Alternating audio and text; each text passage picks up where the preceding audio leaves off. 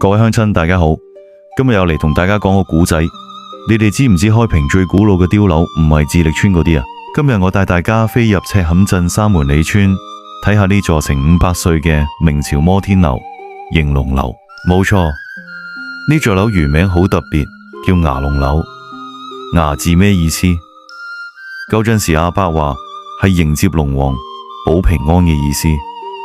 點解叫迎龍樓又唔叫迎虎樓呢？原來樓前有條龍形水道，每逢暴雨就會發大水。樓身設計就好似騎住條龍咁穩陣。明朝嘉靖年期間，關氏17世祖關聖圖夫婦捐獻咗家庭嘅積蓄，建起咗迎龍樓。最初迎龍樓只有2層，就係下面嘅紅磚部分，第3層以上喺1920年荔灣氏族人用青磚加建。